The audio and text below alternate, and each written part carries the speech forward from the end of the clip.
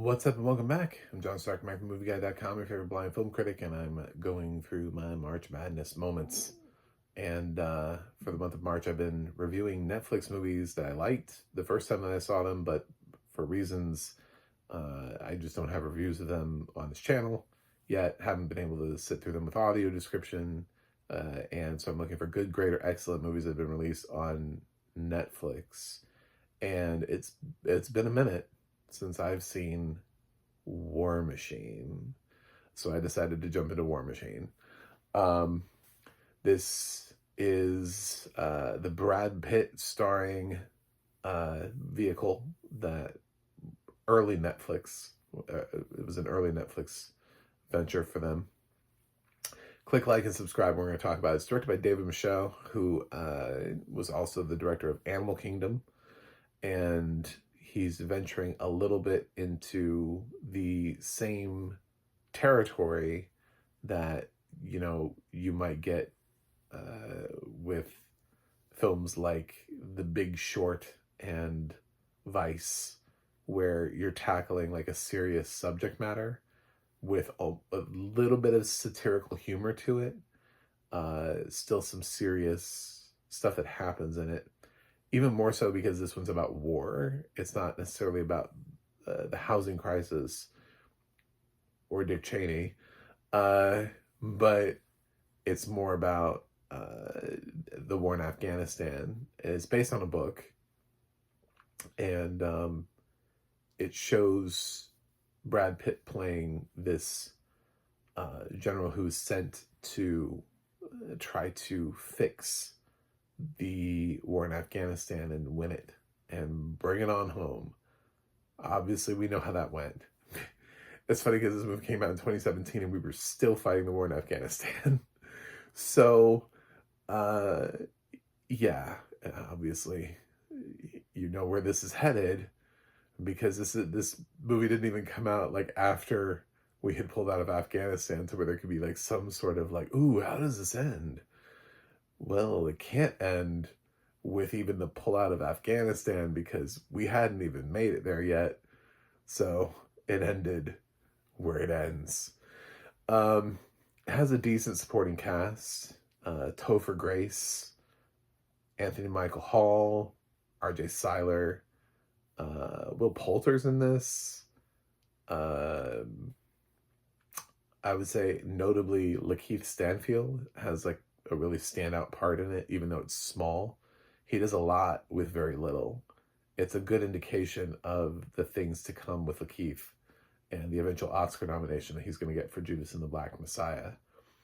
So, is the fact that he's able to draw you in with so little screen time, but so effective. Ben Kingsley's here too. So it's got a decent cast to it.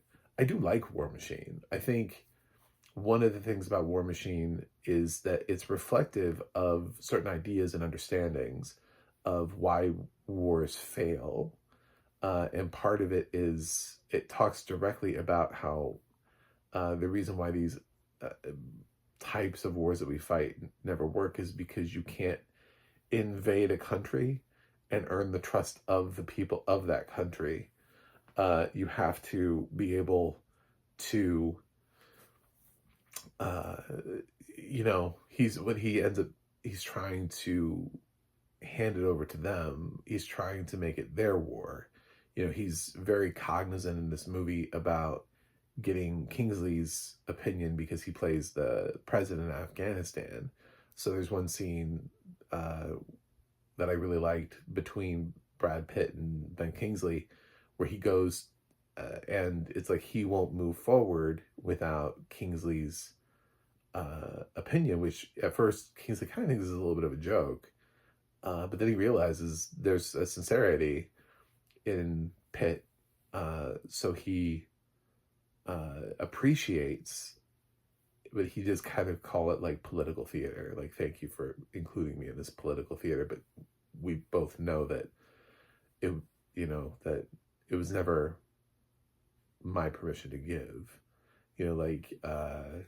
He's acknowledging the fact that his country was taken over by you know, Americans, and he doesn't really have the say.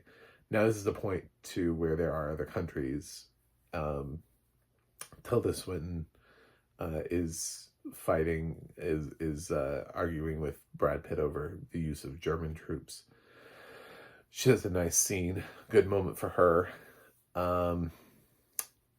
And Tilda Swinton just seems to be able to do anything. Like, no wonder, like, people, like, she gets cast in these things and people are like, wait a minute, are you ethnically appropriate for that? And it's like, I don't even, like, no, but at the same time, I feel like Tilda Swinton goes out of her way to find the roles that she's least likely to be cast in and is going to play that role.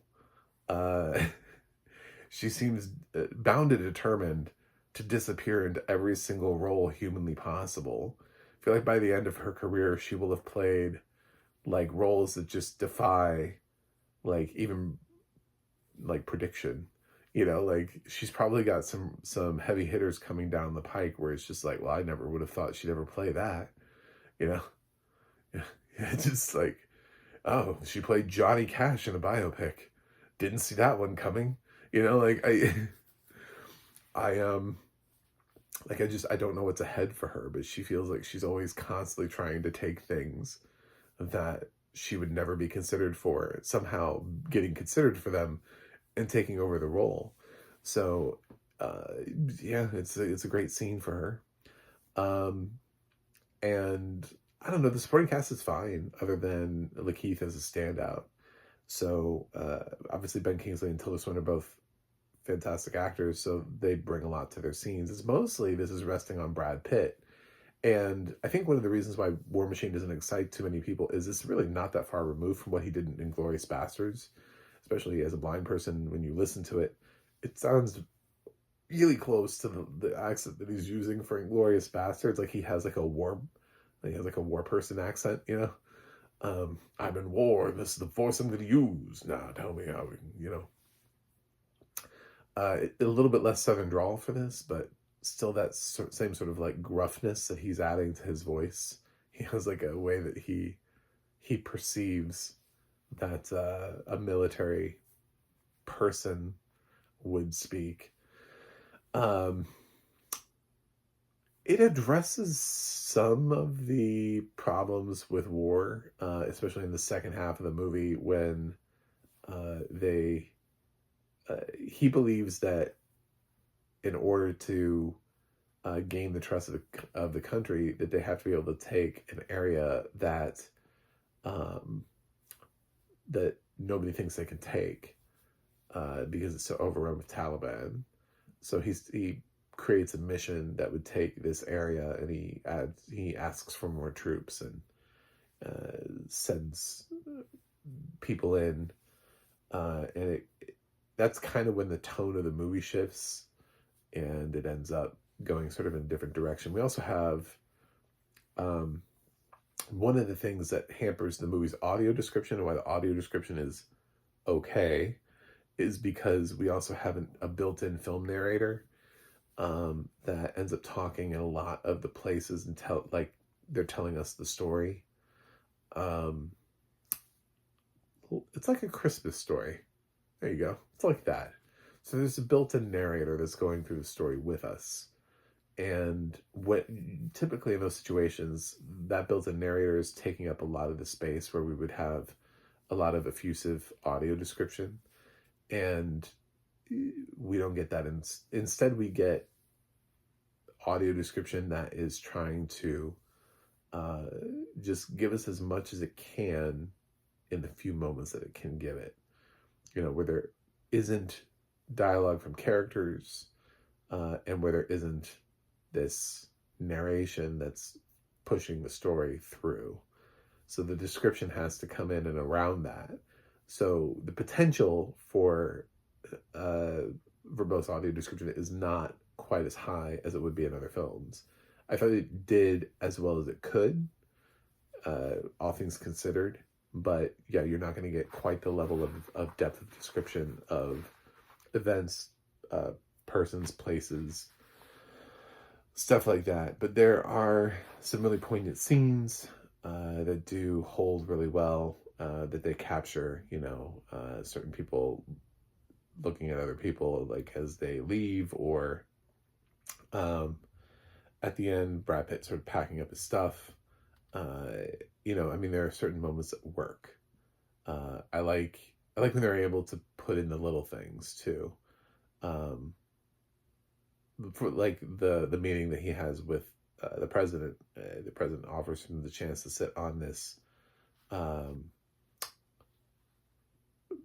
it's not a pillow, but it's like a giant. It's like a cushion on the floor. It's like there is a chair in the room, and it acknowledges that Brad Pitt looks at the chair, which he could sit in, and he's far more used to sitting in chairs. But for this culture, I guess the president's sitting on the floor on a cushion, so he sits on the floor on a cushion. So he goes for the cultural choice instead of the choice that would be more comfortable to him as a white American male. So I think War Machine's a good movie.